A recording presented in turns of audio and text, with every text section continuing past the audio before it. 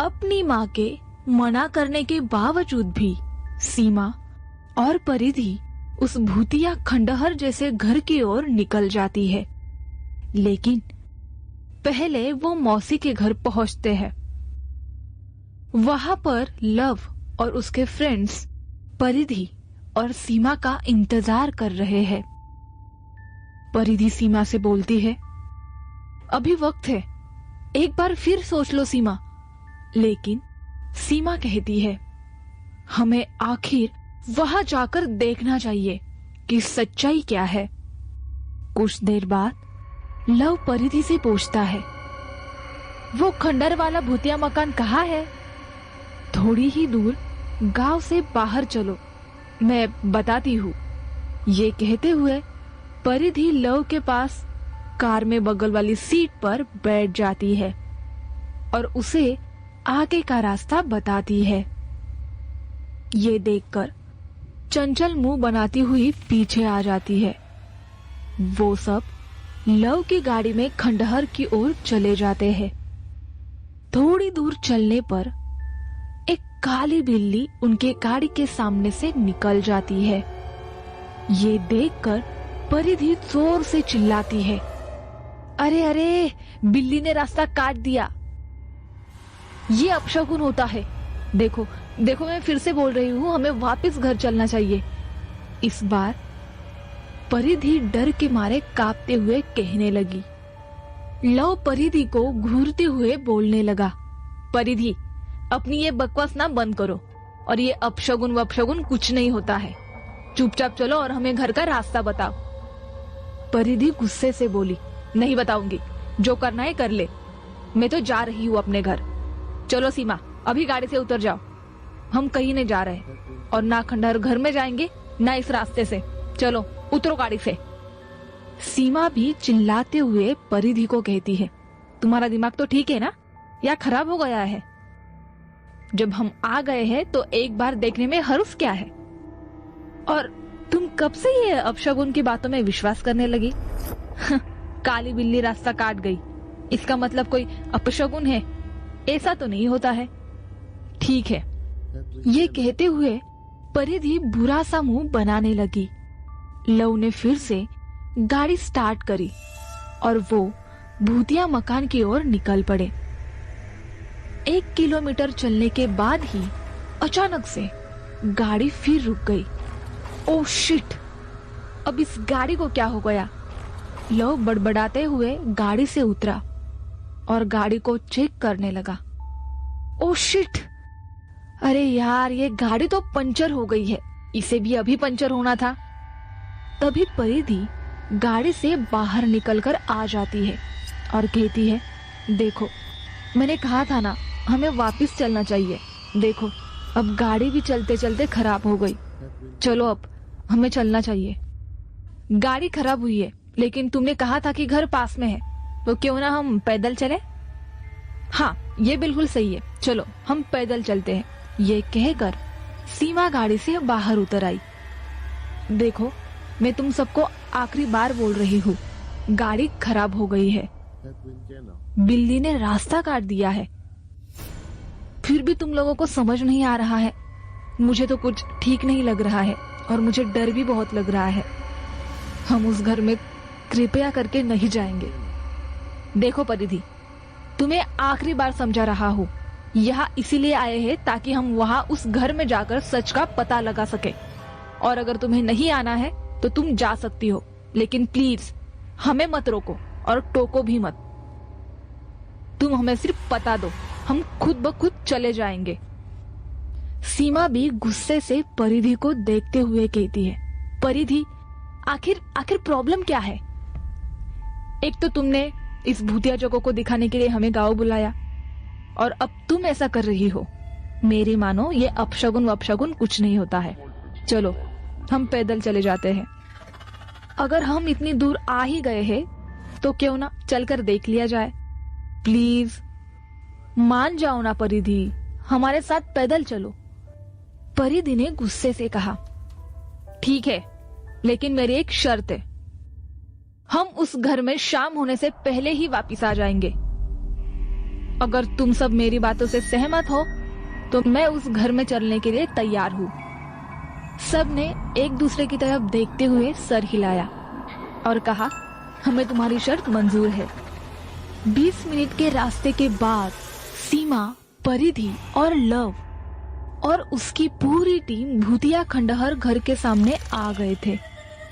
परिधि एक बार फिर से सारी दोस्तों से कहती है, मैं आखिरी बार कह रही हूँ, तुम्हारे पास अभी भी मौका है, क्यों ना हम वापस चले। लव और सीमा परिधि को घूर कर देखते हैं और परिधि चुप हो जाती है। लव अपने दोस्तों की तरफ इशारा करते हुए कहता है, सब अपना माइक और कैमरा सेट करके खड़े हो जाओ। तभी लव अपना वीडियो बनाना शुरू कर देता है। हेलो दोस्तों, स्वागत है आप सभी का मेरे YouTube चैनल पे, जिसका नाम है भूत से सामना। अगर आपने मेरे चैनल को लाइक और सब्सक्राइब नहीं किया हो तो कर दीजिए। हम सब अब इतनी दूर आ गए हैं तो हम खंडहर घर में जाने ही वाले हैं। मैं आशा करता हूँ कि सबने लाइक और सब्सक्राइब कर दिया है। और साथ ही इस घर के बारे में बहुत सारी अफवाहें फैली हुई है कि यहाँ भूत रहते हैं, गांव के लोग रात के समय यहाँ पे नहीं आते हैं। लेकिन आज इस घर का राज हम आपको इस वीडियो में बताने वाले हैं और हम आज की पूरी रात इस घर में बिताने भी वाले हैं। क्या? तभी परिधि बीच में बोल पड़ी, कट। तुम्हें मालूम है ना हमारा वीडियो शूट हो रहा है, ये बीच में क्यों बोल रही हो? लव ने गुस्से से चिल्लाते हुए परिधि से कहा। परिधि भी चिल्लाते हुए बोली, देखो मैंने तुम्हें पहले ही कहा था कि हम यहाँ रात में नहीं रुकेंगे और शाम होने से पहले ही इस घर से निकल जाएंगे। आखिर तुम मेरी बात समझ क्यों नहीं रहे हो? यहाँ पे खतरा है और बहुत बड़ा खतरा तुम मोल रहे हो और साथ ही साथ खुद की भी जान और दूसरों की जान भी धोखे में डाल रहे हो। और यहाँ पे रात का रुकना मतलब खतरा। ये कहते हुए परिधि रुक जाती है और कुछ देर बाद कहती है, ठीक है, जैसी तुम्हारी मर्जी, लेकिन मैं और सीमा अभी इसी वक्त वापस जा रहे हैं। ये कहते हुए परिधि सीमा का हाथ पकड़कर उसे ले जाने लगती है। सीमा परिधि के साथ जाने से मना कर देती है और मजबूरीवश परिधि को वहीं रुक जाना पड़ता है। परिधि भी मजबूरी वश वहीं रुक जाती है। लव एक बार फिर से अपनी टीम की तरफ इशारा कर देता है। उसकी टीम भी माइक, कैमरा सब सेट कर देती है। हेलो दोस्तों, तो जैसा कि मैंने आप सबको बताया कि आज हम इस रात इस भूतिया खंडहर में रुकने वाले हैं। बाहर से देखते हुए ये काफी डरावना लग रहा है, तो चलो अब हम अंदर चलकर देखते हैं कि आखिर इस भूतिया खंडहर का सच क्या है। और सब उसके भूतिया खंडहर में चले जाते हैं। तभी अचानक से लव का फोन बजने लगता है और कट की आवाज के साथ लव रिकॉर्डिंग रोक देता है। थोड़ी देर फोन पर बात करते रहने के बाद लव किसी को यहाँ का पता बताता है। सब लोग उसे आश्चर्य की नजरों से देखते हैं, लेकिन वो उन्हें कुछ नहीं बताता। 15 मिनट बाद उस खंडहर के सामने एक गाड़ी आकर रुक जाती है। गाड़ी की आवाज से सब बाहर निकलते हैं।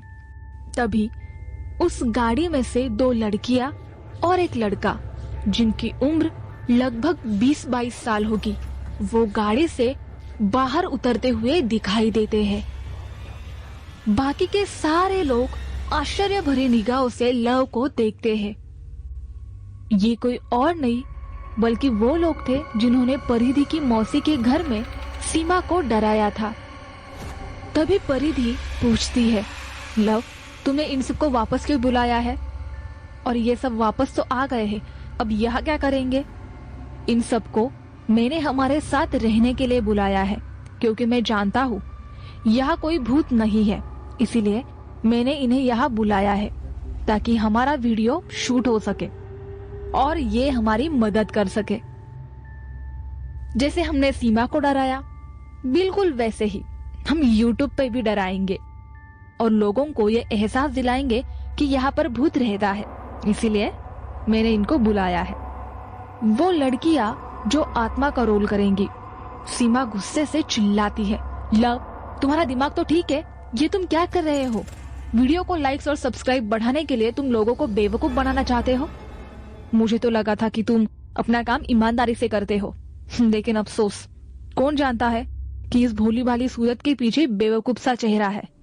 अच्छा, तो अब तुम मुझे बताओगे कि क्या करना है? सीमा और परिधि, मैं यहाँ अपना वीडियो बनाने के लिए ही आया हूँ, टाइम पास करने के लिए नहीं। फालतू की बहस मुझसे तो मत करो। सब लव को देखते हुए मुस्कुरा रहे हैं। सीमा भी अपना सर पकड़कर कहती है, तो चले, अब इस घर के अंदर कुछ समय तो रुके और देख लेते हैं कि आखिर सच क्या है। तभी परिधि कहती है, वो चौकीदार? तभी वो दोनों लड़कियां रिंकी और पिंकी बोलती है, वो भी अभी आते ही होंगे। तभी उन्हें सामने से एक 50 वर्षीय बूढ़ा आता हुआ दिखाई देता है। लव उस बूढ़े के पास जाता है और उन्हें सारा प्लान समझाने की कोशिश करता है। वो सब अब भूतिया खंडहर के अंदर प्रवेश करते हैं। इस बहस में जब तक शाम हो चुकी है, उस भूतिया खंडहर घर के सामने पीपल का एक पेड़ है, जिसके सारे पत्ते आंगन में बिखरे पड़े हैं और पूरा घर धूल मिट्टी से बेहाल है। उन पत्तों को हटाते हुए सब दरवाजे के सामने खड़े होते हैं। वहां पे एक मोटा ताला लगा हुआ था। लव उस ताले को खोलने की कोशिश करता है, किंतु बहुत बहुत भारी वो ताला रहता है। आसपास नजर दौड़ाने पर लव को एक पत्थर दिखाई देता है। वो उस पत्थर को उठाकर उस ताले पर मार देता है और वो ताला खुल जाता है। तभी परिधि बोलती है, देखो गाइस, मैं एक बार फिर से कह रही हूँ, मौका है हमारे पास अभी भी, एक बार सोच लो। सब परिधि को घूरते हैं और सर सर इस आवाज के साथ वो दरवाजा खुल जाता है। सब घर के अंदर प्रवेश करते हैं। देखने पर मालूम होता है कि घर काफी पुराना और जर्जर हो चुका है और वो खंडहर में तब्दील हो चुका है। दीवालों पर जगह जगह सीलन और जाले लगे हुए हैं। पंखों पर बहुत धूल जमी है। इस बड़े से हलनुमा कमरे में मध्यम सी रोशनी है, जो कि खिड़कियों पर मारे गए पत्थर से छोटे छोटे सुराख हुए हैं, उनमें से आ रही है।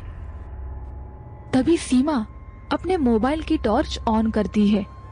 लव जैसे ही स्विच बोर्ड ऑन करने की कोशिश करता है, तभी सीमा लव को रोक देती है। क्या तुम्हें अभी भी लगता है यहाँ बिजली का कनेक्शन होगा?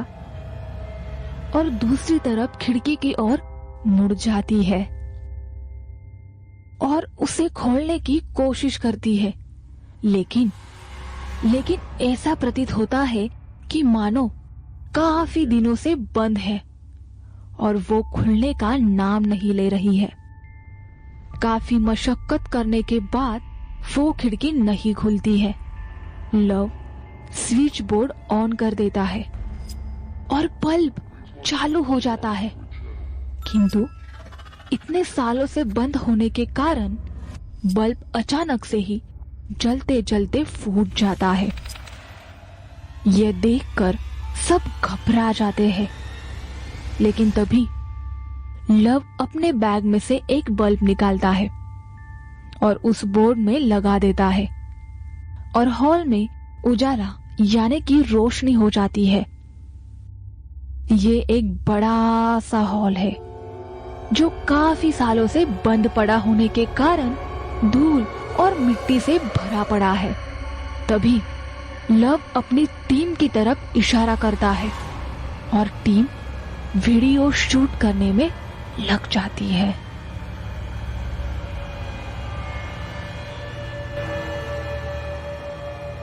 Edwin Channel